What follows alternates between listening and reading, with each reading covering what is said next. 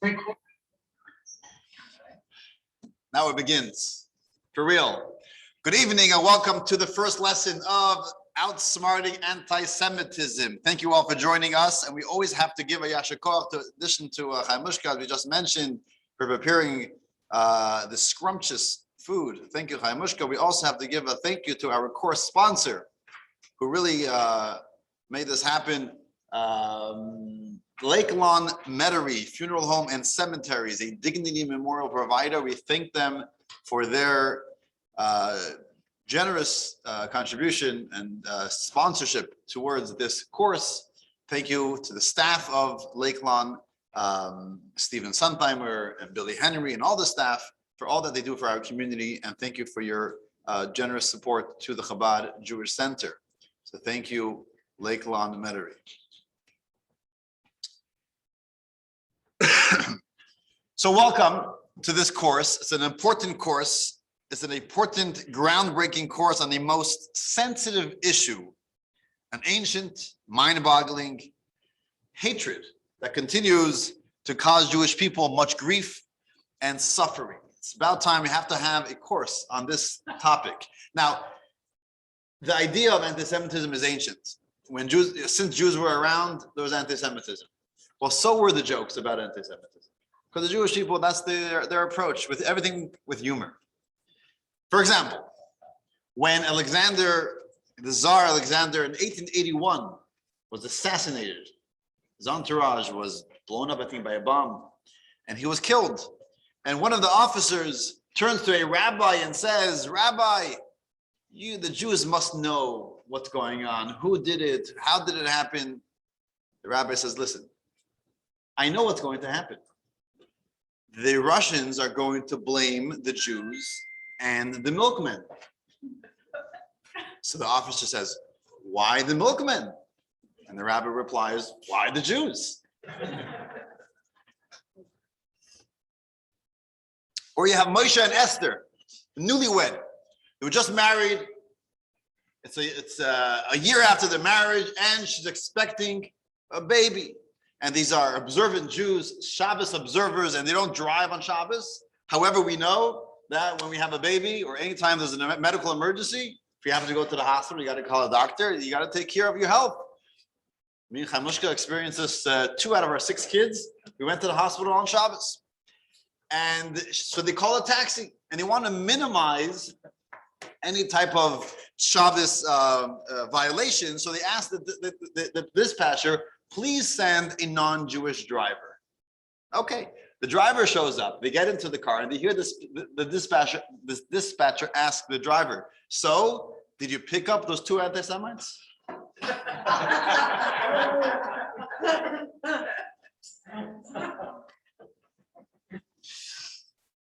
So this is the way Jews approach a sensitive topic. It's obviously a serious topic. It's not a topic that we're going to laugh on. Obviously, it's a serious issue, an issue that many people have suffered, have been killed, have been persecuted for all this time, and even smaller acts of anti-Semitism happens all the time. Many of us experience it, and we have to deal with it. We have to talk about it. So just a few things as we go into this. First of all, like always, I'd like this to be a discussion. If you have any questions or comments, please. I'd love to hear. Obviously, if the time allows, but I'd love to have a conversation. So if you have any comments or questions, please don't hold them in, but we could discuss them together.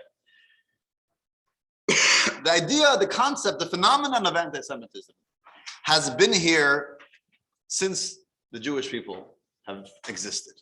The first Jewish person, Abraham, already encountered anti-Semitism. They already said, "Abraham is from the other side. You're not part of us. You're not one of us. You're different." And they dealt with him differently. They had problems. And Isaac and Jacob and the Jewish people, Egypt, we know this, right? It's in our history. This is who we are. Ever since we've been around, there's been anti-Semitism. And the prophet tells us that anti-Semitism is going to be here for the foreseeable future, till Mashiach comes. One of the promises, what's going to happen in the time of the Messianic era, then the Jewish people will live in peace with their neighbors. The prophecy of the Messianic era. So we're not expecting to defeat anti-Semitism. Perhaps we could diminish it. We can maybe have it under control, but we're not expecting to fully get rid of it. What we're going to focus on is how to outsmart it. What is our approach? What is our attitude towards this phenomenon of anti-Semitism? And I know this is a topic, it's not a new topic, it's a topic that we've thought about and contemplated about, we've read books about, we've been to seminars, we've been to lectures, been there, done that. Rabbi, what are you going to teach me? What new thing, what new concept are you going to teach me? Anti-Semitism, we've been talking about it all along. And the truth is, yeah, I'm sure there's many concepts that you already thought of and we already know. But first of all, you always hear something new, some new nugget, something to add to our knowledge on this topic. But at the same time, I really think that we're gonna introduce a new angle to this topic, an angle that is really a very optimistic angle, an angle of Jewish pride. And yes, of course, we are going to talk about Jewish faith in God, obviously as part of the discussion. But even with faith of God, it's not just, hey, have faith in God and that's it, that's the answer. We don't need a 4-week course in that because I could tell you that right away. Have faith in God. But we'll introduce some depth to this concept and we'll see how having faith in God in this manner could actually change the way we go about reacting to anti-Semitism. So 2012. How many of you are old enough to remember 2012?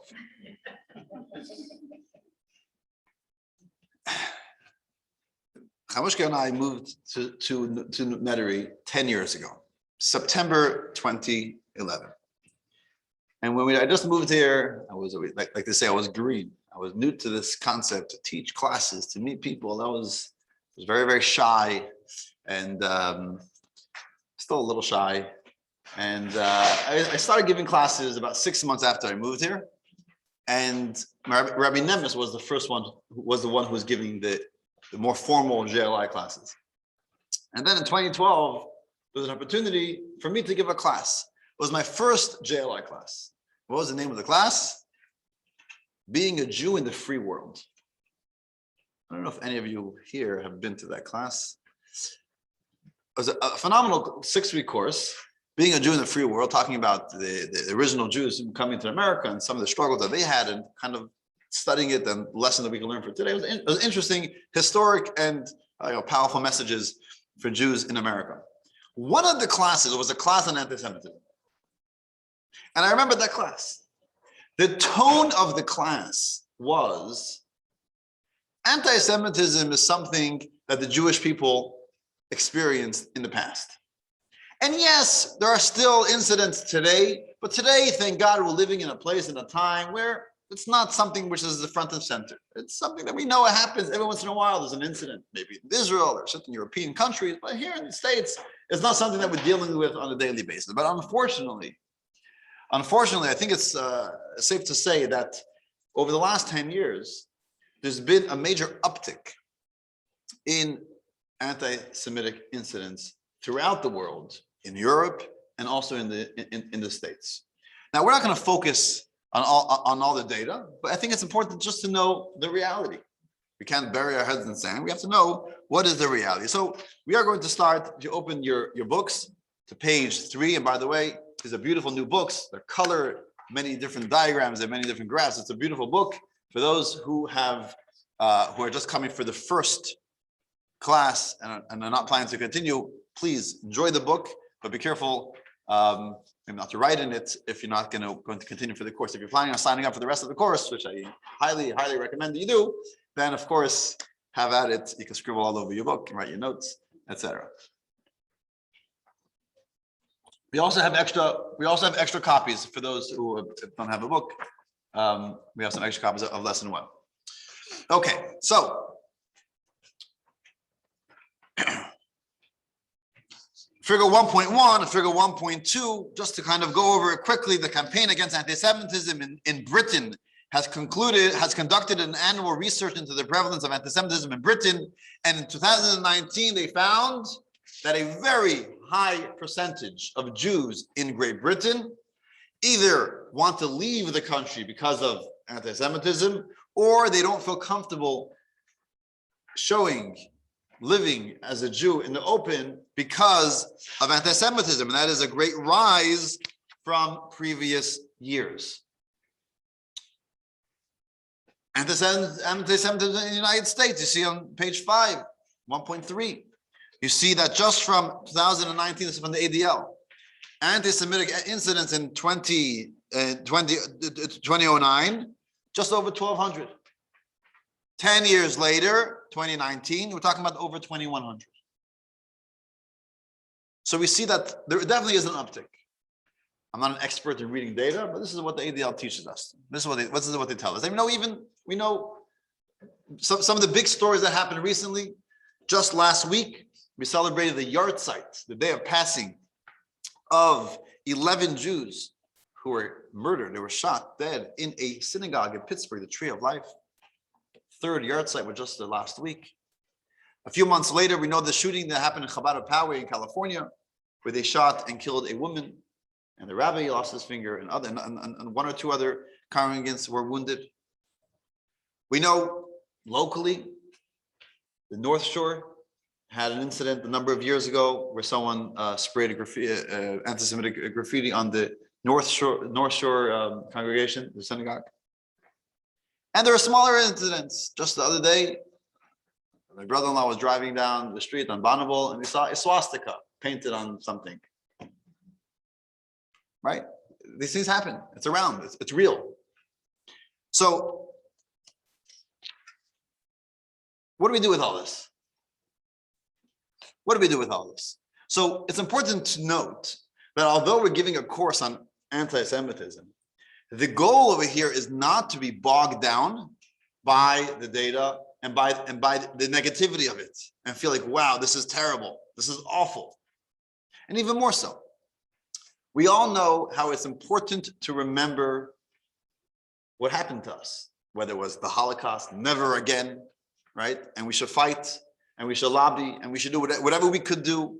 And there are beautiful organizations that are dedicated, whether it is the ADL, whether it is AIPAC, or other organizations that they are fully focused on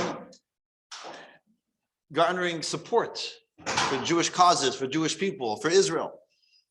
And I'm sure it helps. At the same time, as a Jewish person, we also have to realize that we shouldn't identify ourselves by the fact that we are fighting anti-Semitism. This is who we are. This is the sum total of our Judaism. In 2013, there was a Pew Research, a pretty famous research survey because a lot of interesting findings. And they asked people what's most important to them as Jew. You see this on page 8. What's essential to being Jewish? 76% responded that remembering the Holocaust is essential to being Jewish. Now, I'm all for remembering the Holocaust. I was disappointed that on the bottom of the list, we have observing Jewish law, eating traditional Jewish foods. Come on. Cholent, gefilte fish. What? Chicken soup. That's not important. Being part of a Jewish community. 33%. Remembering the Holocaust. 76%. Text 1A.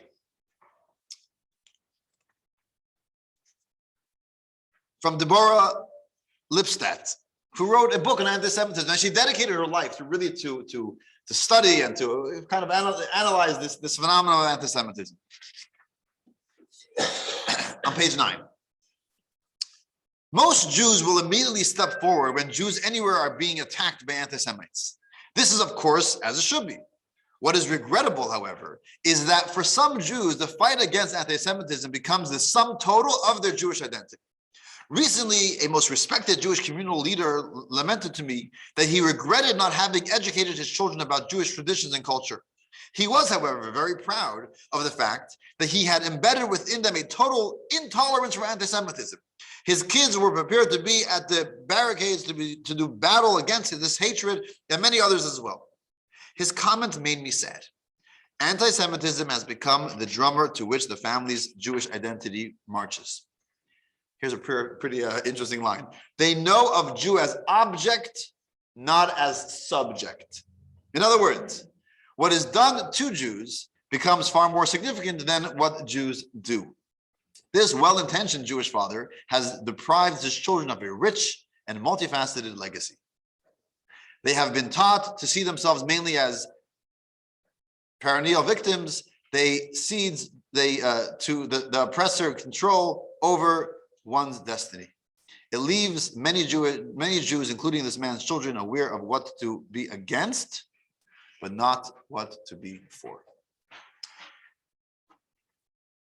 In January 2020, right before the pandemic, there was this large rally in a solidarity march after numerous incidents of anti-Semitism in the New York, New Jersey area. There was a shooting or a stabbing in Muncie on a Hanukkah party or something, and a few other things. There was, I think, 100,000 Jews and many non-Jews and many community leaders, politicians came to march on a bridge, I believe, in New York. No hate, no hate, no fear. And Barry Weiss, a journalist, used to work for the New York Times, she spoke, phenomenal speech. One sentence from that speech, text 1b. The Jewish people were not put on earth to be anti-Semites. Are we anti-Semites? Of course we are. We should be. We have to be. But this is not the sum total of our Judaism. So this is just to explain that although this course is obviously going to talk about the important fundamental concepts of anti-Semitism, we're not here to direct our entire Jewishness towards the fight against anti-Semitism. The goal is not to get bogged down in negativity, rather to answer some of these important questions. So if you look on page 11, some of the questions that we're going to deal with tonight and over the next 4 weeks, or 3 weeks after tonight.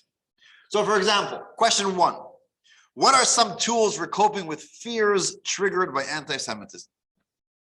What role does faith play in addressing anti-Semitism? These 2 questions we're going to deal with tonight.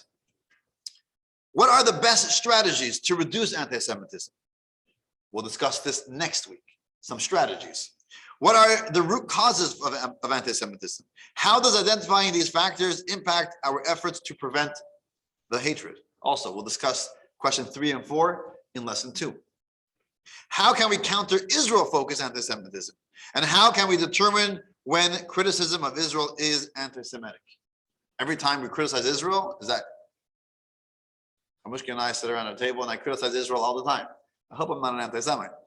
But the point is that when does someone consider this as anti-Semitic? Because you're criticizing Israel. Curious at your question, because I don't remember doing that.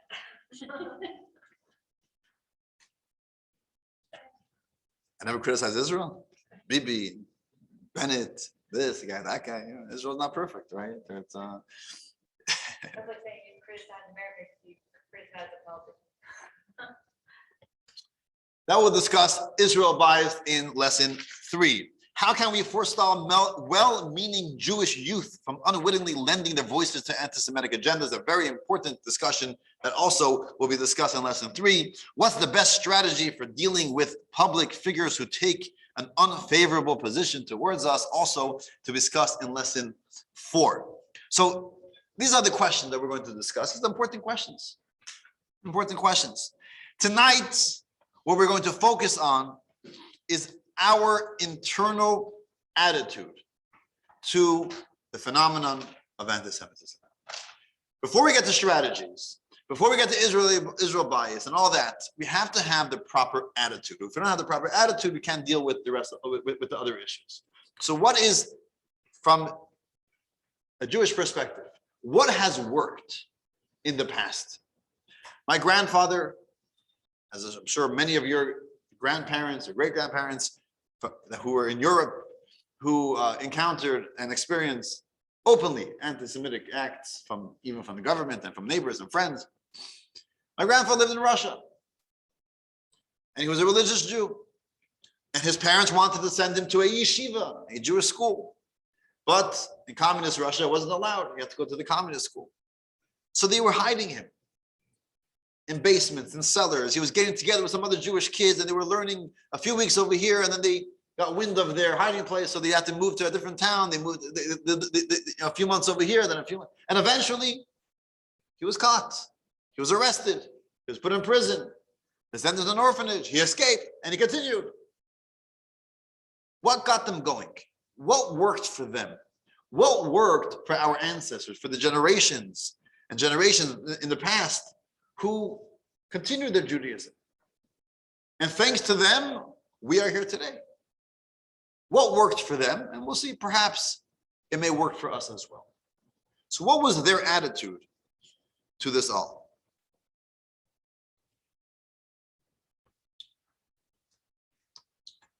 So let's begin. Again, any questions or comments, please? I'd love to hear.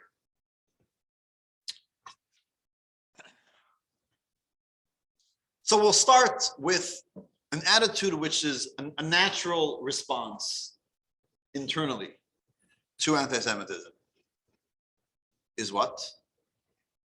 Fear, anxiety, especially when it hits home and something nearby.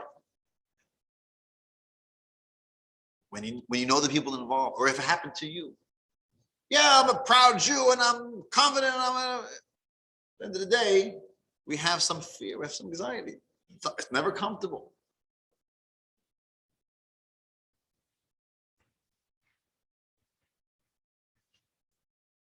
I was actually in Germany a number of years ago.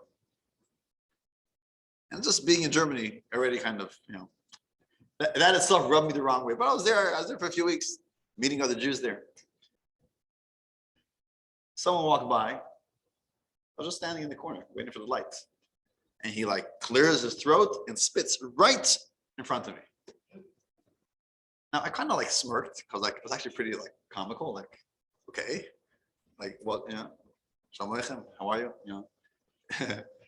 But it kind of made me very uncomfortable and kind of anxious being around people, because it's very uncomfortable to be around people who dislike you and not nice to you. So how do we deal with this fear, with this anxiety? So text 2 from the Talmud. And interestingly, the Talmud quotes a book which is called the Book of Ben Sira. It was a book that was written in the Second Temple era, over 2,000 years ago, but it was not included in the books of the Tanakh, in the Torah. And the Talmud quotes a passage from this book of Ben Sira. The Talmud says, because we find a similar idea in the works of King Solomon, so we know it's a true concept. Text 2. It is stated in the book of Ben Sira, do not allow anxiety into your heart, for anxiety has killed the mighty. King Solomon said the same. If there is anxiety in your heart, quash it. Now, this is not to be taken for granted, because there's a theory that says, no, let your feelings be. If you're sad, be sad. If you're happy, be happy. Let it pass. Don't try to control it. Don't try to manipulate it. King Solomon tells us, quash it. Anxiety isn't helpful. Excessive worrying cripples the person. It's debilitating. There was someone here in the community a number of years ago who, I remember this, it felt like every day. Every day he would say, Mendel, I was in a supermarket and a guy yelled at me, whatever, dirty Jew. And then the next day, I was here and the guy in the store, and there, the guy, the coworker. Every day there was something else happening. And I'm like, listen, I lived here for 10 years.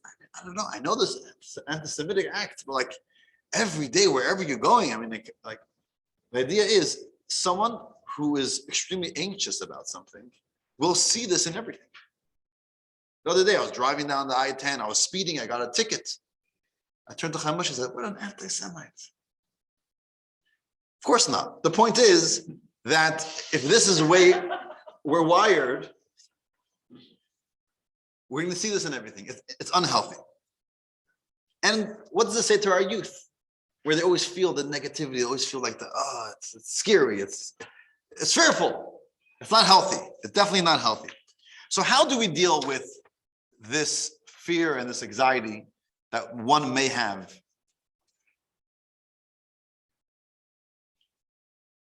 So we'll give 3 points.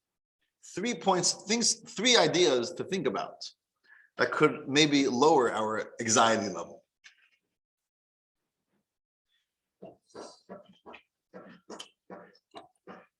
There's once a person who always used to worry. He was a worrier because he owed his neighbor Moshe $30,000, and he had no way to pay back. So all day long he was pacing back and forth, and his wife said, "Yankel, what's going on over here?" He said, "I don't know what to do. I owe him $30,000. I owe him $30,000. I have no way to pay back. I want money." One day, Yankel walks home and he's peaceful, he's calm, he's relaxed. And his wife said, "Yankel, what happened? You paid him back? You won the lottery? What happened?" He says, "No, I hired a professional worrier. I'm paying him $25 an hour. He should worry for me." "Yankel, where are you going to get the money to pay him?" He says, "Why should I worry? I hired him. Let him worry."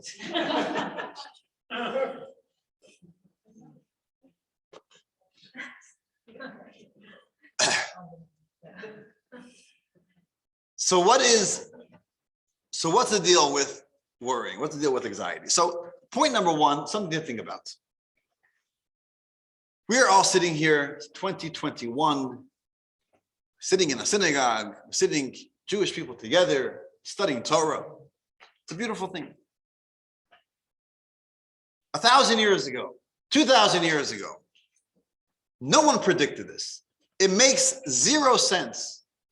It's a historical anomaly that Jewish people survived all that they had gone through, the persecution, the enslavement, the torture, the history of the Jewish people, the exiles from here to there, from Spain, from Israel, from wherever they were, and we're still around. What did Mark Twain say? The ancient Egyptians and the Babylonians and the Romans and the Greeks and all, no one's around, no one's here. They lived for hundreds of years. They were mighty, they were strong. They ceased to exist. The Jewish people seemed to be always very weak.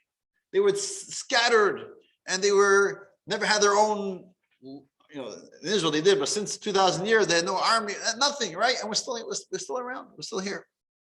The fact that we are here itself is a miracle. And we, each and every one of us, we are part of this miracle. Think about that. It's not, there's a miracle, God made a miracle and he split the sea. We are part of a miracle. We are a walking miracle. The fact that we are here, we are alive and we're Jewish and we're proud, that itself is a miracle. Think about that. It can help boost our pride. In the year 1168, in Yemen, almost 1,000 years ago, the Jews of Yemen were confronted with a problem. What was the problem? A fanatical Muslim became the ruler of Yemen. And he decreed on all the Jews that they must convert to Islam. Okay. Been there, done that. Happened many times. But in addition to that, there was some Jewish rabbi, claimed to be a rabbi, who actually did convert to Islam in Yemen at the time. And he was preaching to the Jewish people that this is the right thing to do as a Jew. And he came up with the whole theory that Islam already actually preceded Judaism, and really all Jews should be Muslim, a whole theory. And the Jews of Yemen were very, very confused. They didn't know what to do. And to to throw into the mix. There was also some type of false messiah at the time, also in Yemen, and they were very confused, very tzamisht, as they say in Yiddish. They didn't know what to do. They had a lot of pressure. They sent a letter to Maimonides. Maimonides was not living in Yemen, but he was living, I don't know, in Egypt or wherever he was at the time, and in Spain. And what do? Give us some guidance over here. And Maimonides wrote back a beautiful, a long letter of encouragement to the Yemenite Jews. You see this in text 4.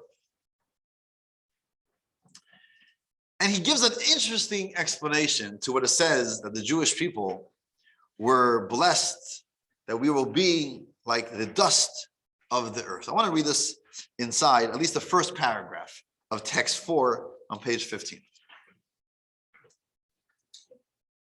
Page 15.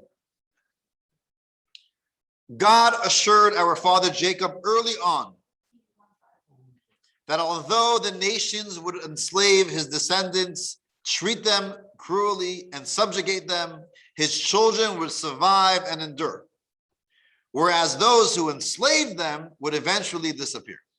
God told him in Genesis, your descendants will be like the dust of the earth. Although they are destined to be trampled and downrotted as everyone tramples the dust of the earth, they will overcome and triumph in the end, just as, to continue the analogy, the dust eventually rises over those who trample upon it when their corpses are buried. So Israel will remain in existence, whereas those who have trodden upon her will not.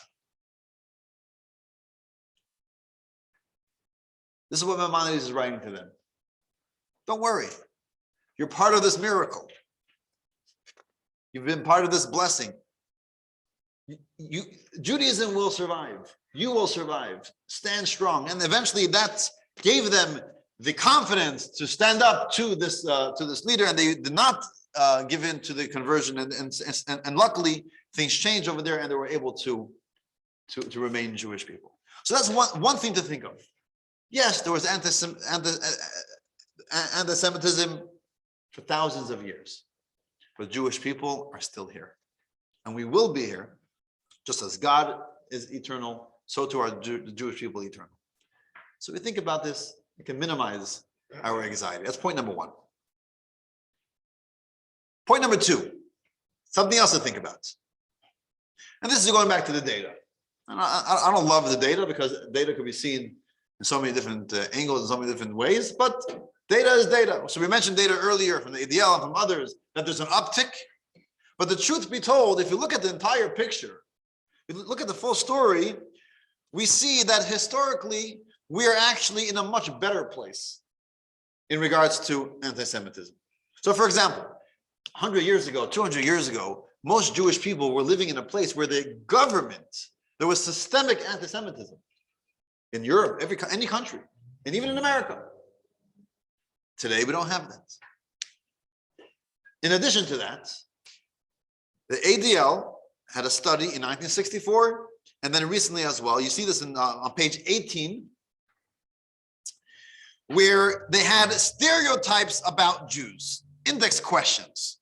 And they have a bunch of questions which are very stereotypes that people that think that Jews have horns and things like that. They asked many non-Jews in America what they think about Jews. Do they agree with these ideas? And in 1964, 29% of Gentiles believed in these stereotypes about Jews. I'm sorry? 6 or more of these statements. Okay, thank you. In 2019, it went down to 11%. Okay, from 29 to 11%, which means that there are less prejudice against Jewish people. More people, less people harbor negative feelings towards Jewish people. And I think we experience it. We understand this, right? Most of our neighbors, non-Jewish neighbors, co-workers, our friends, are happy to be friends with Jews. And they're good neighbors, they're good people, friendly, etc. What's happening is that there's an uptick in the incidence, meaning fewer people are doing more anti-Semitic acts for whatever reason. So yes, there's an uptick in incidence of anti-Semitism, but there is less people who would be identified as an anti-Semite, right? So again, not saying we should be happy about that, but it's just, if we do feel anxious about the idea of anti-Semitism, so we should know, let's look at the whole picture. There's some data, obviously, that there is an uptick, but at the same time, at the whole picture, there is some positive data as well. And this leads us to question? Yeah, I'm just looking, like, was there something that happened or some of these years, like why the 5% increase between like 1998 and 2002? You know, I'm just wondering. Where are you? Which figure? Oh, I'm sorry, 1.9. I'm still looking at the bar graph. So yeah, I'm just 1.9. noticing it fluctuates, like especially between 1998 and 2002. So is there something historical? I don't know. I don't know. 1992 to 1998, it went down 8%. So I haven't studied these surveys, these studies. And I mean, Right. once you look at the fine print of everything, so many things changes. Also, maybe the method of gathering information maybe has changed as well. I mean, I don't know how accurate it is, but this is just a general trend. I think it's just a general idea. I'm sure you could look it up and see exactly all the fine print, you know, the back end to the study. 2002 is there's a lot more like anti-Muslim and stuff going on. That was right after 9/11. That was also was it during the Intifada 2002? Yeah. The No, Intifada in 2002 Israel. was right after Yeah. 9/11, so there's a lot of like anti. Okay, that might be. That kind of Look what's going on in the world and see the trends. Yeah. The third point, and perhaps the most important point, is where we mentioned earlier, the idea of faith. But let's take a few moments to understand, what does faith over here mean? First of all, you have the idea that the Torah tells us numerous times. In fact, the most often repeated directive in the Torah is repeated over 100 times. Do not fear. You know that. Al tira, do not fear. God tells us time and again through God himself and through the prophets, over 100 times, 110 times they counted in the Torah, in the Tanakh, it tells us, do not fear. Obviously, the human nature is that we do have fear when something is going wrong. And the Torah has to tell us time and again, do not fear. Al tira, al tira. We sing it in our prayers as well. Al tira, do not fear. Why shouldn't we fear? It's great. We could try to control our anxiety. Don't be fearful, right? If you're ever nervous and your spouse told you, don't be nervous. Oh, finally I could calm down, right? That's not the way it works. You have to use some type of mental exercise to calm you down. So don't be fearful. Why not? You know why? Ki ato imodi. Because God is with us. One of the most famous, maybe the most famous chapter in Psalms is chapter 23. Good, Jeff. Chapter 23. You have text 6, chapter 23. And interestingly, if you, I'm going to see if I can share it, because in the student book, they have a picture .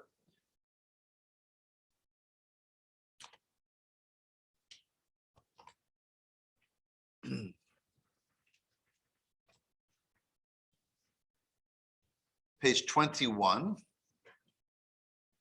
And they found in a cave in 1952, I believe, they found a manuscript of this psalm. Where was it found? It was found in 1952. It was dated to the 1st century CE. And it was in a cave called the Nachal Chaver, and these are understood to be from the Bar Kokhba rebellion era. And these Jewish people, they were hiding in this cave. Why were they hiding? Hiding from the Romans. They were hiding for their life. They were scared, or maybe they weren't scared, but they were hiding because it was dangerous to be out there. And what's the psalm that we found in that cave? The psalm that talks about do not fear because God is with you. So let's read it in English, and this is a little bit of a different translation than perhaps you're used to. As a song of David, God is my shepherd, I shall not lack. He allows me to lay down in green pastures. He leads me beside still waters. Even if I walk in the valley of death's shadow, I will fear no evil, for you are with me. Your rod and your staff, they comfort me. Which is interesting. If you just think about these words that King David says, lay down in green pastures, leads me beside still waters. Beautiful. It's nice. You walk down nice water, you go to the lake, you go to the levee, go a morning bike ride on the levee. It's beautiful. It's relaxing. It's nice. This refers to the times in our lives or the areas in our lives where it's all good. We're happy. We're healthy. We have nachas from our children. We have food on the table. We have a good job. We have support. We have what we need. It's good. It's green pasture. God is there. We got to give gratitude. We got to recognize this comes from God. And then King David continues. Even if I walk in the valley of death's shadow, but even when it's a dark moment, it's difficult, it's challenging, it's painful, and I'm anxious. What does King David say? Fear no evil, because God is with me. Just knowing that someone is with you, someone cares for you, that itself diminishes our fear. We're nervous about something. We're fearful about something. We speak to someone who has a listening ear, talks to us, and shows that feeling of empathy towards us. That itself helps the person. A social worker, not always it's about what they respond, it's just listening. Many times, just listening itself already heals the person. Just knowing that God is with us already does so much to minimize our anxiety. We're going to show a video of someone who really, this psalm, this concept of God being with him really changed a lot and gave him a lot of hope. Nathan Sheranski, the famous refusnik who was in prison and eventually came out through a prisoner swap. We'll see his story about this psalm, how much it had a positive influence on him. Let's get the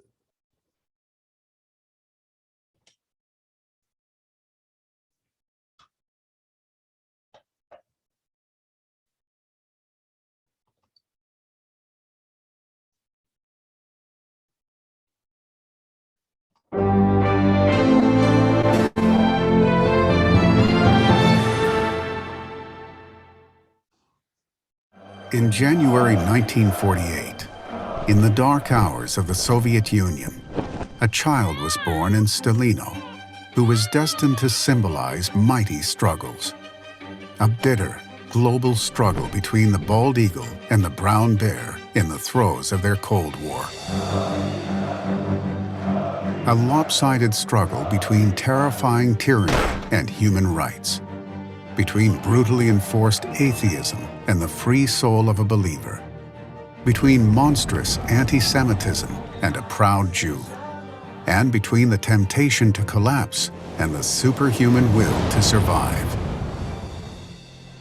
Nathan Sheranski graduated from Moscow's Physical Technical Institute before joining the underground human rights movement, reclaiming his Jewish heritage and emerging as a foremost dissident and spokesman for human rights.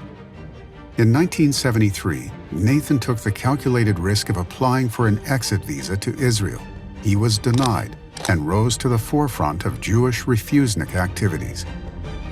Well, I was in the middle of the struggle, when situation looked very dangerous, when some of my friends in Helsinki group were already arrested, when new wave of repressions against Jewish activists was clearly prepared. And at this time I received a note from my wife Avital through some American Jewish tourists. And together with this note, a small psalm book. And Avital writes that this psalm book was with me in the last year when I was trying to help you in different places in the world. And I have a feeling that the time has come to send it to you. And I opened the book, and I can't read there anything because I never learned how to read these texts. And also, most of the words I don't know. Many of the words I know, about 1,000 words, mainly of our daily struggle, prison, repressions, demonstrations, but not these words. So I decided I don't have time for these small things when I'm very busy now in organizing demonstrations and press conferences, and almost forgot. In 1977, he was arrested on false charges of spying for the United States. But prior to the announcement of his verdict, he famously declared, "To the court I have nothing to say. To my wife and the Jewish people I say, next year in Jerusalem."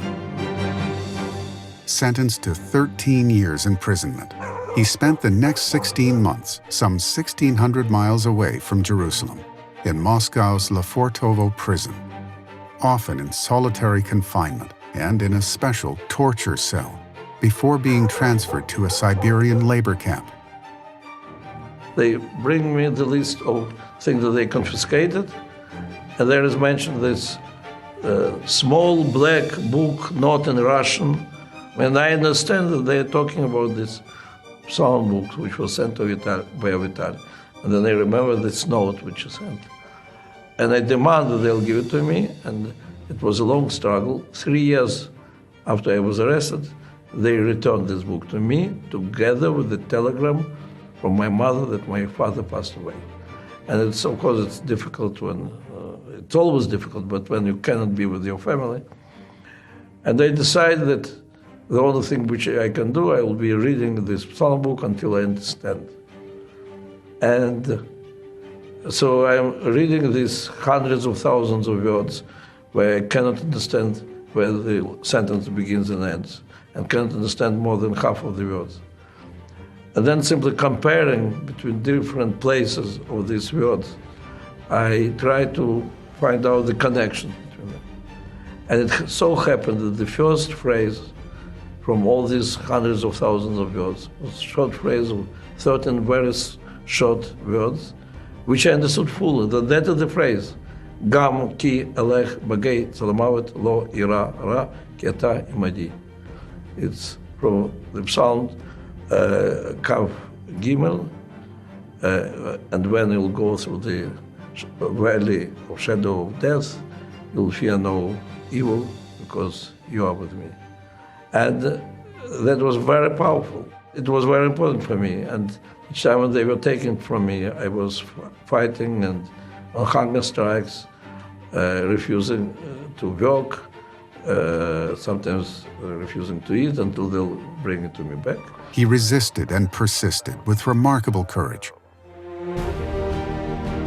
His miracle dawned in 1986, when he was released in a prisoner exchange. Leading Israeli officials, including Prime Minister Shimon Peres, welcomed him to Jerusalem. And even when they already took me from prison and replaced all my clothes, I was lying in the snow, refusing to enter the airplane without getting this book back, because I felt that all my strength is there. So that was the only piece of property which I took from prison, and all these years it's always with me, and it gives me a lot of strength. The Hebrew phrases in Sheranski's Petite Black Book were authored 28 centuries earlier by King David, who reigned from the splendid city of which Sheranski dreamed, Jerusalem. It was he who crafted the powerful line of prophetic poetry that lent indestructible hope and undefeatable strength to endless generations of Jews in distress. Even if I must tread through a valley forged by death's own shadow, I will fear no evil, for you are with me. A fountain of eternal confidence, generated on behalf of each Jew in every century in the face of the mightiest and most monstrous obstacles. You are not alone. God is with you. Walk with confidence.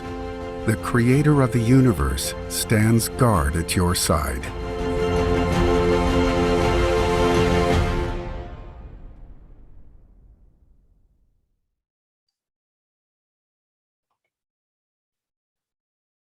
What a powerful story. He was able to do it, to really have that belief that God is with him, and it got him through. Is it easy? Not always easy for us. No one said it's easy. It takes contemplation. It takes deep thought. It takes prayer. It takes work, but it's something that's attainable. So that is one concept. So again, we may be anxious, we may be fearful. King Solomon says we got to quash it. How do we quash it? Perhaps thinking about we are part of this greater miracle of survival. Thinking about the data, which is also sometimes a little bit positive as well. And most importantly, remembering that God is always with us and therefore no reason to fear. 3 points. And perhaps these are some of the concepts, ideas that our grandparents and great-grandparents were also aware of and thought and lived with, and therefore it helped them get through it as well. I want to go through, take this to a new level, a deeper understanding in this whole concept. If any questions or comments before we go further to the next discussion. Yeah. But I'm troubled by it. It sounds more like a way of coexisting with what has been around as long as we've been around.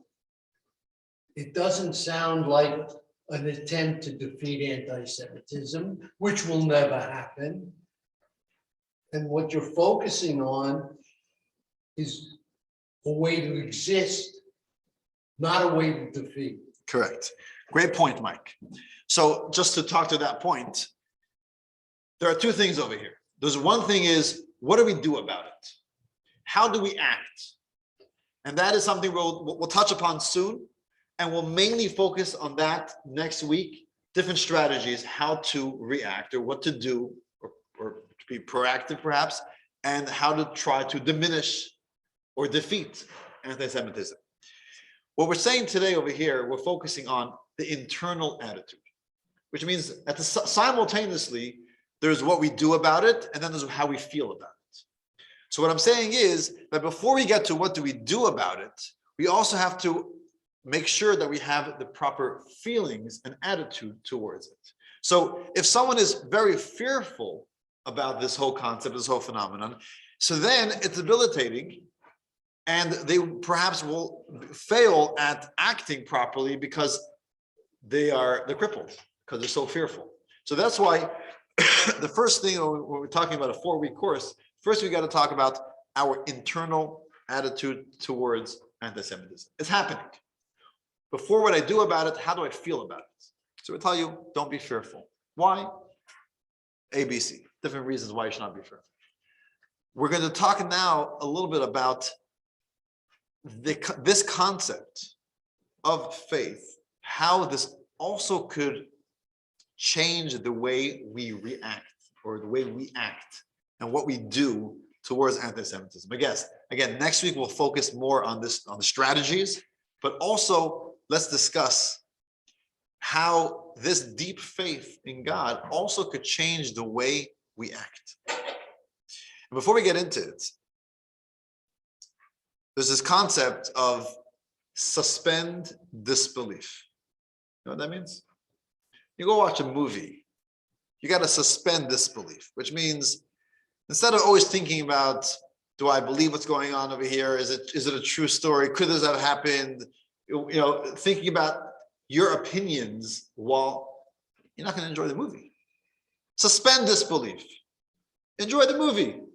Watch the movie, and then you can be, you can critique it afterwards. And the same is true, I think, when we're discussing this concept. Suspend disbelief. Let's take a few moments to try to understand what the Torah has to say about this. And more importantly, let's try to understand how our grandparents or great-grandparents, what got them going? Maybe what worked for them? On a very personal level, I mean, my grandfather was arrested because he was being Jewish. He had to go to a communist orphanage, he had to escape, and he was hiding for many, many years because of his Judaism. That's a real anti-Semitism that he had to endure. He lived, he survived. He moved to Canada. He raised a family. Children, grandchildren, great-grandchildren. What worked for them? Let's try to understand what worked for them, and then we'll see if we could adopt that in our lives as well. So we're going to take a little bit of a unique approach to our actions, what we have to do, and it's really about our approach to what we're doing in order to secure, to deal with anti-Semitism. So obviously, just because we have faith in God, it doesn't mean that we should just sit around and be a couch potato and twirl our thumbs and say, okay, well, God will help us, right? We got to act. What's the famous line? God helps those who helps themselves. Who said it? Trivia. It's not a passage in the Torah. I believe it's Benjamin Franklin. God helps them who help themselves. So yeah, great. Torah tells us you got to do your part, then God will help you. No, it's more than that. It's a lot more than that. And in order to understand this, let's take a look at one of the major anti-Semitic incidents that happened in Jewish history, going back to ancient history. What would you say is the worst, the most severe, the most serious incident of anti-Semitism, or an attempt of anti-Semitism in all of Jewish history? Destruction of the temple is definitely up there. Okay. Holocaust is definitely up there. Pogroms, definitely up there. It's like. Purim, what's the story of Purim? It was an attempt. You're right. The Holocaust is worse because, unfortunately, they actually killed millions, and destruction of the temple and the pogroms. But the attempt of Purim, the story of Purim, we all know the story of Purim, the Jewish people and the Persian Empire, Achashverosh, Haman, and they pass a decree to annihilate the Jewish people, which means men, women, and children. Every single Jewish person, wherever they are on the face of the globe, will be killed in one day. Just imagine that. Stamp, it's sealed. The decree is sealed. It goes out to all the communities. And what do the Gentiles do? Okay, I can live with that. I mean, it's mind-boggling just to think about what was going on. Family, not family, but friends, people, your neighbors, your coworkers. I mean, I think people experience this, by the way, also in the Holocaust. We had last year, January, it's almost 2 years, right before the pandemic. Irving Roth was here, if you remember, for those of you who heard him speak in the Jefferson Performing Arts Center. And he was dynamic, he was strong, it was a powerful talk. Unfortunately, he actually passed away a number of months ago. But he felt, he looked young, right? He looked like he's a 30-year-old, he had that presence. Either way, what did he say? One of the things that he said, and this is common in that era, that when his father had a business, originally was an employee, then became a partner, a Gentile, someone, I'm not sure where he's from, someone in Ukraine. And for years, he was a family friend. He came to their bar mitzvahs. They spent time together. They went on vacation together. Real loyal friend, it seems like. And then suddenly the tide changed, and he just came and he locked his father out of the business. That was it. Stole the business. Now what? And it was more than the loss of the business, was the betrayal of a good friend. Hey, we've been together for 30 years. We've been so good to you. What happened? I mean, just think about what went on in the story of Purim. Every single Jewish person had to be annihilated, had to be killed. So what do? What is our approach? How do we stop this? What do we do? So we have Mordechai in the story, and we have Esther, who is the queen. Achashverosh, not knowing that Esther is a Jewish woman. Mordechai petitions Esther, you have to speak to your husband. Esther says, are you Meshuggah? I should speak to my husband? It's not the way it works here in the palace. Achashverosh has to summon me. If he doesn't call me, he might kill me just for coming into his chamber. Mordechai says, listen, you don't know why you're in this position. A young Jewish girl becomes a queen. I mean, it doesn't make any sense. Perhaps this is why you are here. So Esther says, okay, this is what we're doing. This is the plan. You hear it? This is the plan. The plan is we're going to fast. All the Jewish people in Shushan, we're going to fast and pray to God for 3 days and 3 nights. But here's the most powerful and mind-boggling thing. What does Esther say? You can see this in text 10.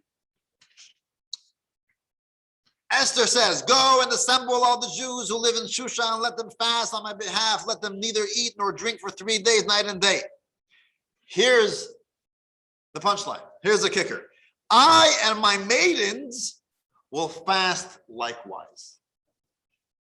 Imagine that.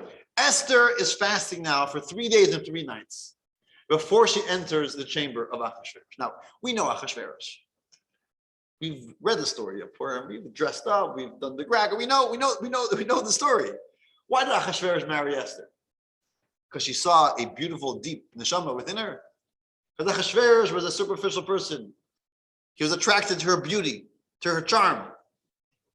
That's what he liked in her. How do we look after 3 days?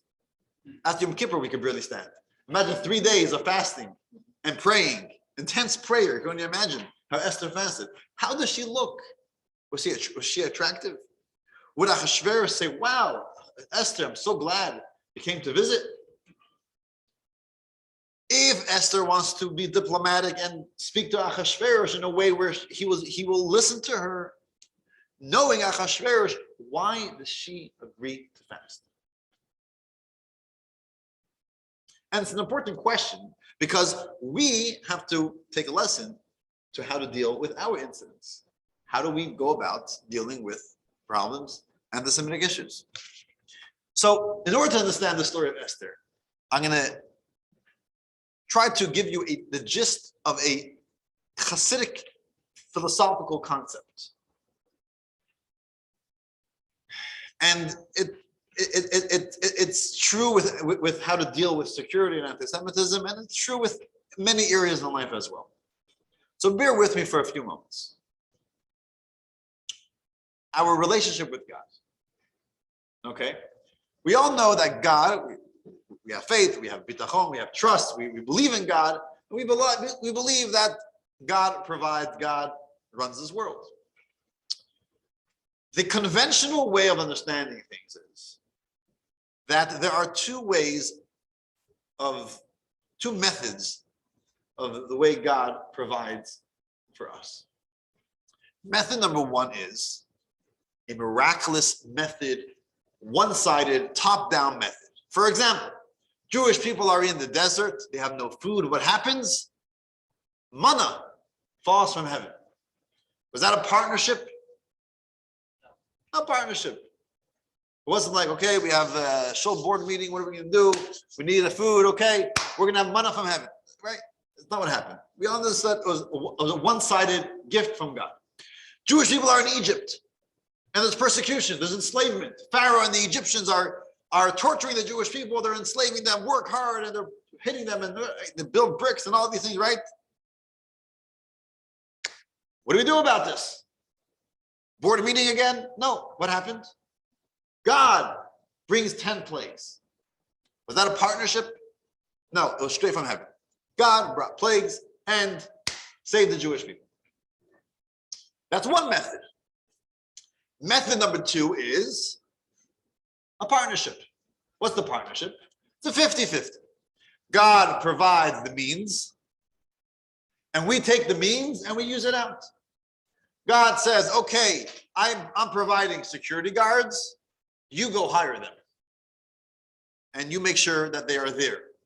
You hire the whatever, you do your work, you do what you have to do, get a job, and I'll make sure that you get the blessing and you have to provide for your family, right? So seemingly, God does 1 to 5, we take it from 6 to 10, right? It's a 50-50. God provides, we do the rest. God helps those who help themselves. So I'm helping myself, so God kind of also is partnering with me. This is the conventional way of understanding things. So it's a 50-50. There's either 100% God, or it's God together with me. And that is a Jew who believes in God. Okay, here's the Hasidic thought. And you see this in length in text 11. We're not going to read it inside. It's a deep philosophical thought that Hasidic teachings has in numerous places. And this is as follows. This is not the true way of understanding things. Method number 2 is also completely top down, 1000% from God. What do I mean with this? God, for whatever reason, it's not for today's discussion, created a world where he wanted that he should be concealed.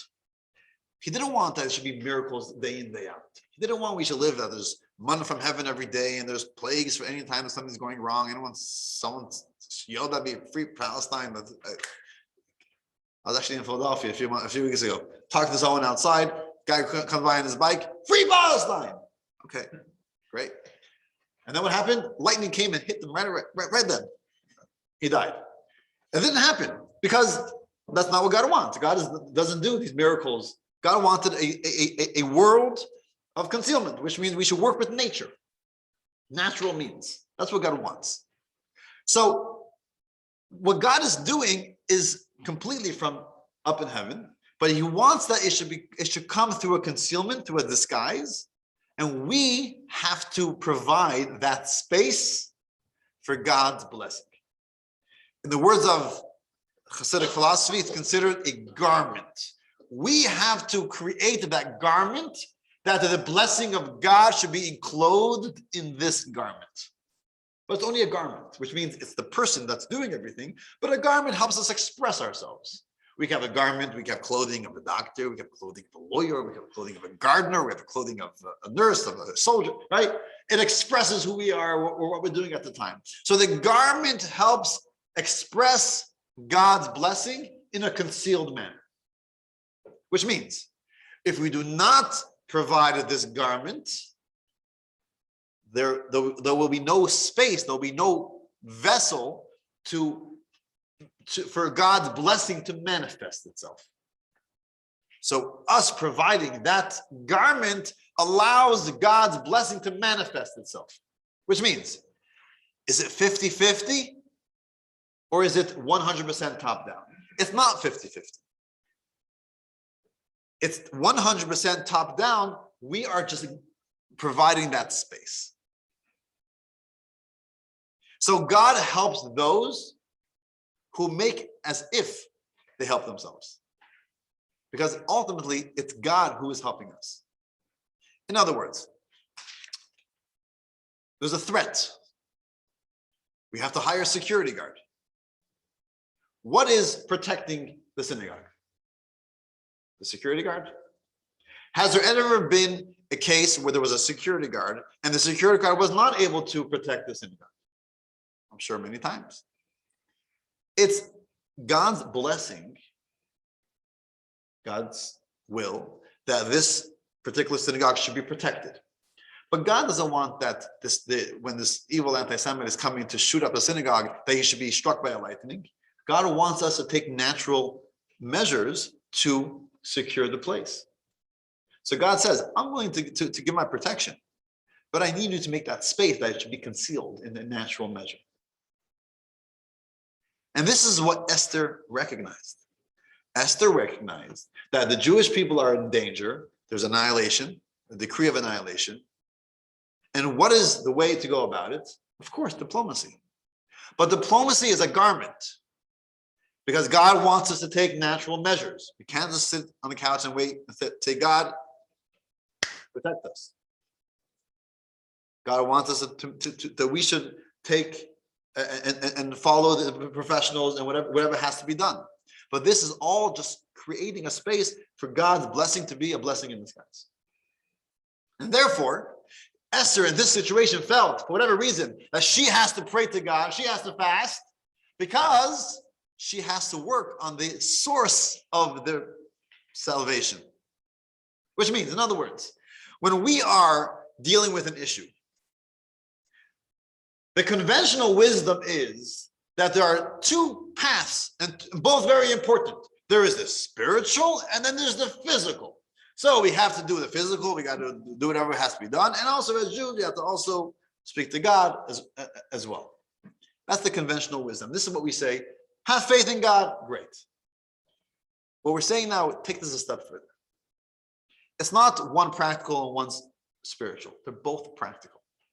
Which means in order for the practical side of things to work out, practically, you also have to speak to God. Because ultimately, it's not 50-50. Both sides of the coin are coming from God. The blessing is from God through natural means. So Esther, a very practical way of saving the Jewish people was to fast and to petition God. God, make my meeting with Ahasuerus work. It's not the meeting itself, but it's the blessing through the meeting. The Jewish people in that generation did not initially recognize this. And that's why they went to the party.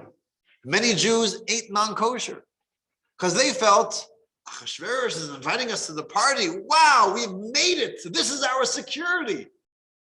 We have to be on good terms with Ahasuerus. Which is true. We do have to be in good terms with our local politicians. The Jewish people do have to lobby for Jewish ideas. That's true. But we can't forget that that is the garment for God's blessing. So if we're going against God's will, the garment falls apart, because ultimately it's really the blessing in disguise through the garment. It's creating a space for the blessing to work. It's like the manna from heaven, but it's in the disguise through the garment. So this is what Hasidic philosophy teaches. And perhaps this is what helped in previous generations. This is what got them going. Why were they willing to risk their lives for Judaism? Because they realized that this is really what brings our security. Yes, we also need to do things in a natural manner. But at the same time, in order for that to work, you also have to petition God and solicit God's blessings. In other words, I'll give a very practical example. A child comes home from school crying. I was bullied in school because I'm Jewish. This morning we had someone here in the class who said, yeah, that's me. Happens in school all the time. He would be bullied because he was Jewish and he used to harass him. I'm sure a parent, the heart goes out to a child like this. Nebach, as you say, it's a pity. I mean, we're living in this in this reality, in this that unfortunately a Jewish child has to be harassed because they're Jewish. So what do we do about it? What do we do about it? So one answer could be speak to the principal, make a meeting, speak to the teacher, maybe introduce some curriculums for the class. They should learn more about Judaism. Go to the media, make a big shebang out of this, right? That's perhaps one path. The other path could be, hey, Hingelet, do you know what it means to be Jewish? With some Jewish pride. Let's study. Let's boost our confidence of who we are. Be proud of who you are. Maybe you want to wear a yarmulke to school. Maybe you want to start keeping kosher. Maybe you want to learn more Torah. Maybe you want to go to a Hebrew school, right? Be more proud of who you are. Work, enhance our relationship with God. Now, which method is the right method? Both are needed, but it's not, this is the spiritual, this is the physical. It's both together is the practical. Because we can speak to principals, we can go to media, we can do whatever the professional tells us to do, and either it's successful or it's not successful. What makes it successful? As Jewish people, we believe what makes it successful is God's blessing. God allows us to be successful. How do we make sure this is successful? Through boosting our relationship with God. So what is the practical response to anti-Semitism? Is do natural means together, and more importantly, going to the source of the blessing, enhancing our relationship with God. It's not just, we also need that, but that's probably even more important.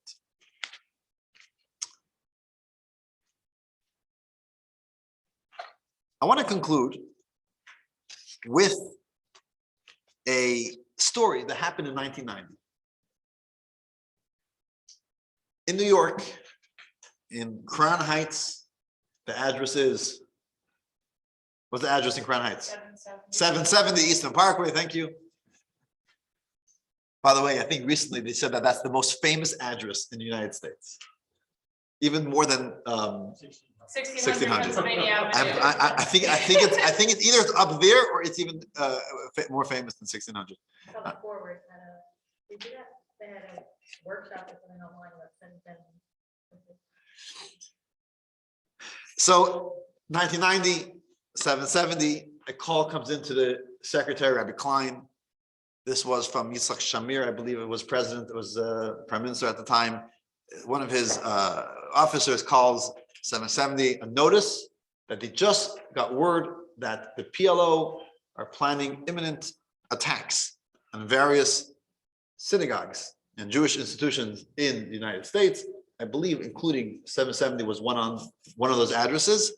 And they're asking for a blessing from the Rebbe for that nothing should happen, right? The Rebbe, so Rabbi Klein goes into the Rebbe's room, reports this to the Rebbe, and doesn't really get any reaction. Okay, he did his thing, told the Rebbe, fine. About an hour later, it was the afternoon prayer time. So the Rebbe would pray afternoon prayer at 3:15. So he goes to synagogue, he prays the afternoon prayer, prays mincha, and afterwards he motions to Rabbi Groner, who's actually Rabbi Zalman Groner's grandfather, that he wants to talk, a public talk, which was not so uncommon, but it wasn't typical on a regular weekday. And he gives a talk, and this is on video, you can watch it. The Rebbe says, we just got notice from that the PLO is planning attacks. What do you think the Rebbe said? What should we do about it? Look at text 13, page 34.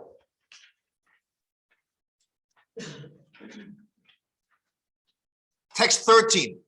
About an hour ago, I received word that the PLO commanded all of its international chapters to strike Jewish enemies and inflict bodily harm and much more. May it never come to be. We will not elaborate on such negative things. By the way, Jewish enemies are in quotation because the Rebbe did not want to say Jews. So he would just kind of like throw it back at them. The enemies want to kill the enemies, right? But that's just the way it was an expression that he said. And what does he say? We will not elaborate on such negative things, which is a point that we made earlier as well. Don't let this bog you down. Don't get too involved in the negativity of this all. It is therefore necessary to underscore God's abundant blessings to all Jews in all places for all that they need, with an attitude of happiness and authentic trust. Special emphasis should be placed on the well-known directive, think good and it will be good. Positive thoughts lead to positive outcomes. So again, the next point is, don't be fearful. Don't be anxious. Think positively. Another point that we mentioned earlier today. And then he finishes off. It is also appropriate to utilize this information, not to frighten, God forbid, but with a happy attitude, thinking positively, to add more in matters of Torah and mitzvot. What in the world does adding in matters of Torah and mitzvot have to do with the PLO wanting to bomb a synagogue? It's very much connected. If we understand this philosophy, it's very much connected. Because at the same time, the Rebbe didn't talk about this, but you know what they did in 770? They had a security guard. Rabbi Nemes told me today, I mentioned this to Rabbi Nemes, that I'm going to talk about this incident because he was in New York at the time. This was before he moved. He moved in 1990, but this was before he moved, I believe. So he says, yeah, he remembers. It was in April 1990. He said he remembers there was a security guard stationed at 770 for a number of whatever. I'm not sure how long it was. They changed the windows of 770. They actually had bulletproof windows. The Rebbe's office had windows to the outside, to the front, to Eastern Parkway, and they were afraid of a shooting, so they actually changed windows, bulletproof windows, and they did various other things that they did to protect 770. They took the advice of the professionals. They went in natural means, and they did what they had to do to make sure, all that we could do, that there should not be an attack on this building. But at the same time, what does the Rebbe tell everyone to do? Add in Torah and mitzvahs. It's not just, oh, he's a Rebbe. What is he going to say? Of course, he has to inspire other people to further their Judaism. It's not just a nice thing. He used out the opportunity. He wasn't using out the opportunity. He felt that this is the one of the most important practical steps we could take together, side by side, together with everything else that we do, because this solicits God's protection. This solicits God's blessings. So we can hire all the security and change all our windows and do everything that we do and still fail. We need God's blessing. The blessing in disguise. God wanted to be concealed within the natural means, but we also have to solicit the blessing. And sometimes you may see on Facebook or some incidents that people say, "Oh, there was something terrible happened." I believe here we had an initiative after the shooting in Pittsburgh, where we had many women who don't usually light Shabbat candles. On Friday evening, they took upon themselves to start lighting Shabbat candles and other similar types of things. And you think, what's the connection? So you have an agenda. You want people to be more observant. So then you're using out these anti-Semitic incidents to further your agenda. It's not just. It's an opportunity to get people inspired. This is a practical response. Together with everything else, it's part of the practical response to elicit God's blessings in the action that we take, that everything should work out for the best. So this is an idea and a thought for this week. Our internal attitude should not be fearful, and this also our trust in God and believing that everything comes from God also helps shape our response. I want to just conclude with a short video that kind of wraps this all up.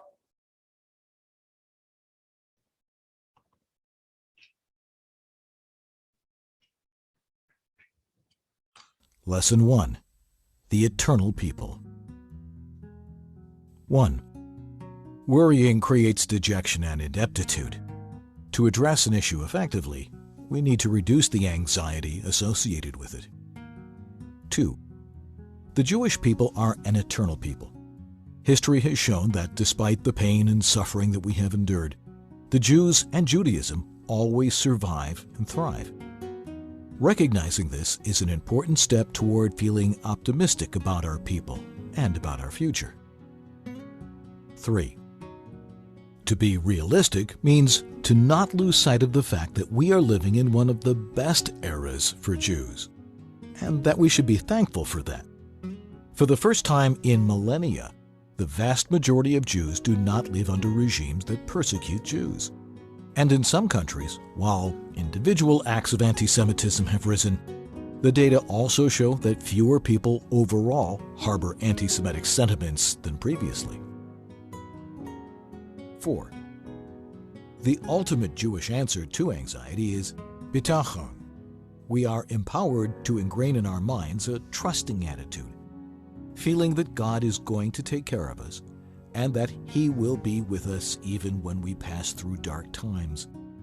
In fact, placing our trust in God triggers the opening of channels for additional revealed goodness. 5. The Torah teaches us that the success of any of our endeavors is God's providence and blessing. Nothing in our lives is a mere product of nature. God instructs us, however, to create a garment through which His blessings can operate in disguise.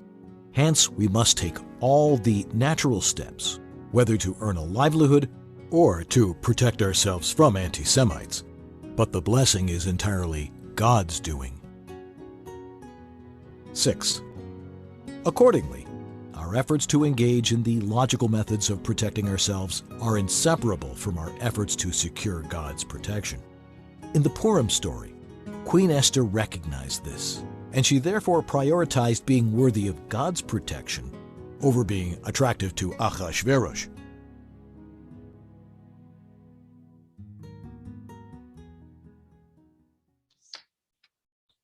Okay, next week, lesson 2, no apologies. We will discuss what is the root cause of anti-Semitism. Why does anti-Semitism persist? And we'll talk some of the strategies, the best way to deal with anti-Semitism. Next week, same place, same time. Thank you all for joining. For those of you who would like to register for the entire course, please let me know. You can either do it online or you could just register with me.